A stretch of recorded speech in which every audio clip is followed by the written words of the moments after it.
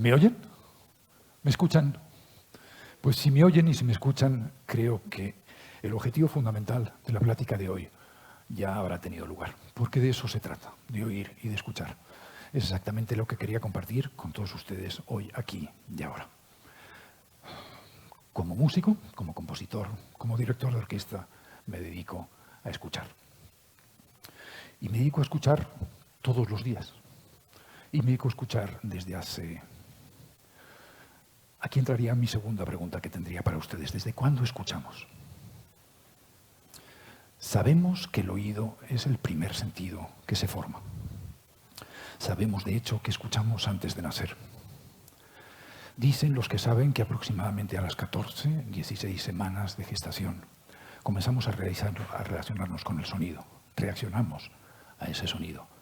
La respuesta al habla viene un poco más tarde. La respuesta al habla vendrá, dicen que aproximadamente sobre las 24 semanas, pero la respuesta al sonido es ciertamente temprana. Así, escuchamos el corazón de nuestra mamá, su respiración, su voz, sus flujos y reflujos maravillosos de su organismo y comenzamos a relacionarnos por primera vez con la vida extrauterina a través del sonido. Comienza a aparecer por primera vez la música. Así pues, comenzamos a relacionarnos con ese sonido incluso antes, si me permiten, de conocer el aire que respiraremos después. O puesto en otros términos, y si me lo permiten, la música existe antes de nuestra vida en la Tierra. Mientras habitamos el líquido amniótico, conocemos la realidad acústica, lógicamente más grave, más distante y a menor volumen de lo que realmente es. Escuchamos como una suerte de oleaje, una especie de murmullo, que nos permite identificar cada alteración de ese oleaje, de ese murmullo, de esa textura general de sonido como un acontecimiento. Entre esos acontecimientos, la voz y, por supuesto, la música. Creo que estaremos de acuerdo en la importancia que va adquiriendo la música, al menos en las etapas preterrestres. Si me permiten, en el momento dichoso de que nuestros papás comienzan a elegir nombres para nosotros porque acaban de enterarse de nuestro sexo, ese momento divertido, ese momento verdaderamente familiar, ese momento está precedido de largas horas de escucha, está precedido de largas horas de música, porque la música existe antes que el sexo. La música existirá mucho antes de la posibilidad de ser nombrados, antes del habla y, como les comentaba, antes del aire que respiraremos. Así pues, en el momento que vivimos en ese líquido amniótico, como les contaba, la percepción acústica tendrá sus propias reglas. En el momento del parto, pasaremos de una manera más o menos dramática del entorno acústico acuoso a, lógicamente, el aéreo. Los sentidos comenzarán a funcionar, comenzaremos a conocer por los sentidos, pero comenzaremos a reconocer por el oído.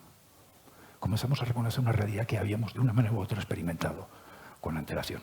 Después del parto, después del grito, después del llanto posterior, reconoceremos a nuestra madre por su voz. Ahora será mucho más presente, será mucho más fuerte, será mucho más aguda, pero sabemos que es la voz de nuestra mamá. Y lo sabremos porque ese es el sonido que llevamos muchos meses, muchas semanas escuchando.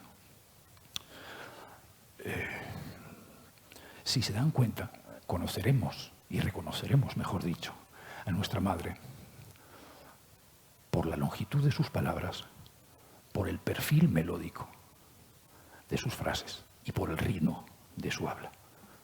Y así, a partir de ese momento, como les decía, conoceremos los sentidos. A partir del parto comienzan a conocer, excepto el oído, que comienza a reconocer de una manera u otra lo que ya, como les decía, habíamos experimentado.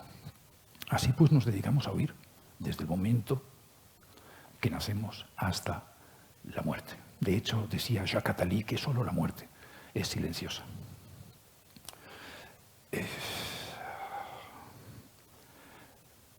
Si se dan cuenta, nos dedicamos a oír no solo hasta el momento de la muerte, sino aparte nos dedicamos inevitablemente a oír. Y digo inevitablemente porque no hay manera de poder detener la audición. No existen párpados, no existe ningún sistema que nos detenga el escuchar. Somos escuchas de tiempo completo. En ese sentido, ese es el verdadero gozo de la música, el verdadero gozo del sonido, el verdadero gozo de la escucha. Pero por otra parte es el castigo. No podemos dejar de oír. Los que me conocen saben que soy un gran bebedor de café. Poco antes de llegar a la plática y por tratar de organizar un par de ideas, decidí parar en algún lugar y tomarme una taza de café, solo, expreso. Por supuesto llegué al lugar y me preguntaron si lo quería normal, si lo quería descafeinado, alto, grande, con leche, cortado, doble, con alguno de los incontables tipos de leche que tenían. Y me di cuenta que, que lo que quería con mi café no podía tenerlo. Quería un café solo y sin música, sin esa música que desafortunadamente estábamos escuchando en ese café, ¿no?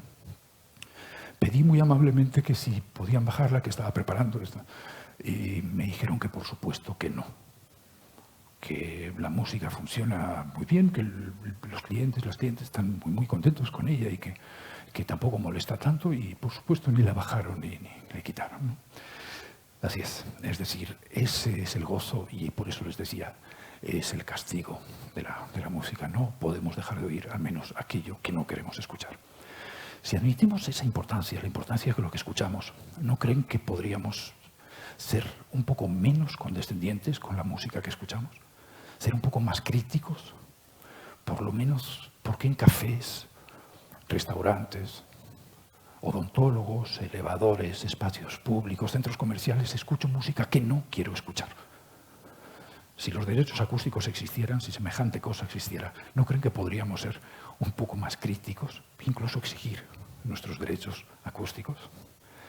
Pero bueno, al principio les decía que sí, que me dedico profesionalmente a escuchar. Es a eso a lo que me dedico. Generalmente, cuando alguien conoce a un director de orquesta, una directora de orquesta, lo primero que preguntan es, bueno, ¿y para qué sirven todos estos gestos extraños que hacen, ¿no? Todo el mundo está tocando, cuando llego a una orquesta, los instrumentos y el director, la directora, hace una serie de gestos extrañísimos, ¿no? ¿Y eso para qué sirve? Pues a reservas de lo que generalmente se conteste, un director se dedica a escuchar. Eso es lo que hace. Cuando abro una partitura, comienzo a generar una primera imagen acústica en mi cabeza, a través de horas de estudio. Aunque no lo crean, un director se dedica fundamentalmente a estudiar, o al menos eso es lo que me gustaría creer. A través de horas de estudio, lo que consigue el director es ir perfilando, ir mejorando esa imagen acústica que quizás el compositor haya querido expresar. Así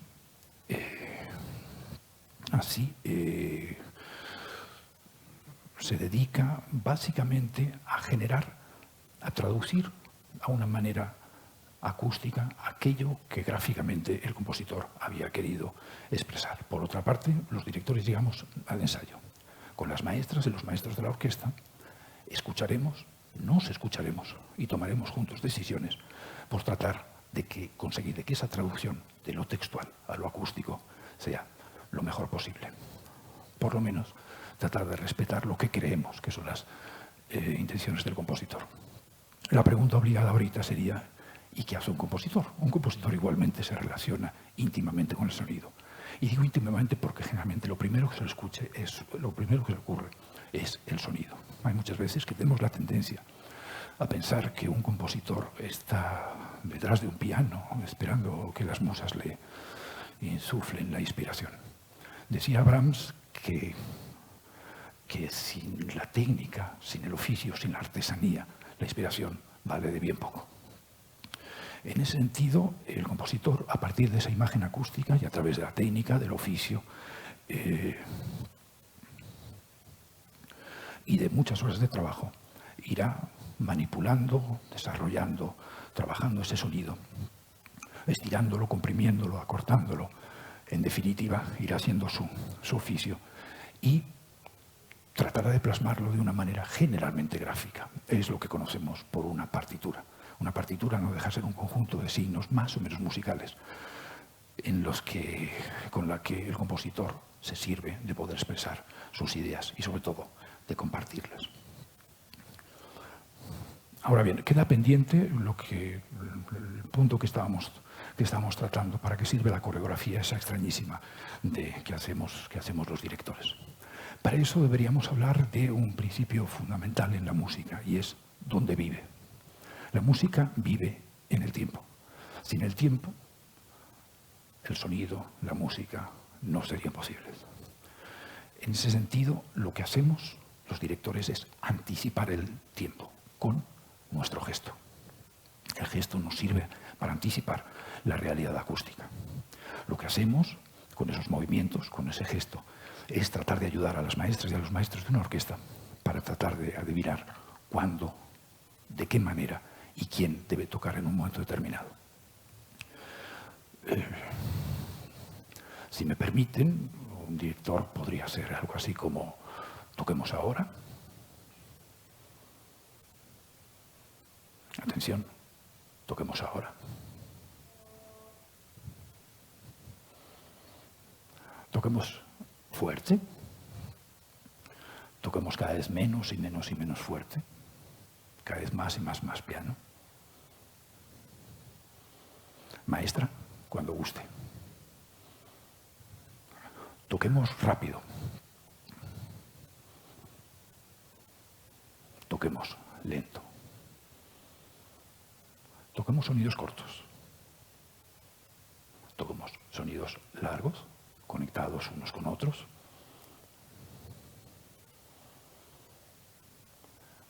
Aguantemos el sonido. Crezcan, crezcan, crezcan. Detengan el sonido. Como se han dado cuenta, no entraña mayor dificultad. No deja de ser un código más o menos, un código gestual que compartimos todos los músicos y que nos hace saber si un director, si una directora nos pide una cosa o bien toda la contraria. Es decir, no entraña mayor dificultad. Lo que sí es verdaderamente curioso es, es que el tiempo es donde suceden toda esa gestualidad antes de que ocurra sónicamente. Es decir, vivimos antes del tiempo. En ese sentido, los directores nos dedicamos a anticipar lo que va a sonar. Por supuesto, también reaccionamos. Si alguno de ustedes está tocando demasiado fuerte, trataré con mi gesto de que se equipare al resto de la orquesta. En el caso de que la articulación de alguno de ustedes, alguna sección de ustedes, sea contrastante con el resto del grupo, trataré de emparejarla, por tal de que así sea, ¿no? Pero fundamentalmente a eso nos dedicamos los directores de orquesta. Permítanme brevemente regresar a los sentidos. Hablando del tiempo, veo un cuadro que está, una fotografía. Puedo tocar una tela. Puedo asombrarme con el aroma de un perfume. Puedo maravillarme con el sabor de unas gorditas de migajas o de un chivito tapeado. Pero, si se dan cuenta, lo que estoy diciendo ya ha pasado. El sonido es único e irrepetible. Lo que digo, a medida que lo pronuncio, desaparece para no volver a suceder jamás. Decía en una conversación con Octavio Paz, decía Borges, que el momento que hablo ya queda lejos de mí, cuando citaba, por cierto, a Boileau. La música no puede conjugarse en presente. La música siempre es pasado o es futuro. La música es potencia o es memoria. ¿Cuántas cosas nacen para morir en el mismo instante? Dice Roxana al final de Cyrano de Bergerac. En ese sentido, ese es el otro castigo de la música, lo efímero del sonido. Díganme algo, si oímos desde antes de nacer, si oímos hasta el momento, los momentos de nuestra muerte, si no podemos dejar de oír, si lo que oímos se nos esfuma, se nos cae de los dedos, estaremos de acuerdo en la importancia que tiene la escucha. ¿No creen que deberíamos ser más conscientes de la audición? ¿No creen que podríamos ser más reflexivos? Más reflexivos para ser más críticos. Hablando de ser críticos, ¿por qué, por ejemplo, somos tan críticos con las películas, somos tan críticos con el mundo del cine y somos tan condescendientes con la música de esas películas? Decía Kubrick que una película se trata de poner en relación a la música y a la imagen, que eso es lo que nos hace recordar una película. No recordamos las escenas, no recordamos los diálogos, lo que recordamos es la música y la imagen. De Robert Bresson aprendíamos que un sonido puede detonar una imagen, pero difícilmente una imagen puede detonar un sonido. Para ir acabando, les comento que sí.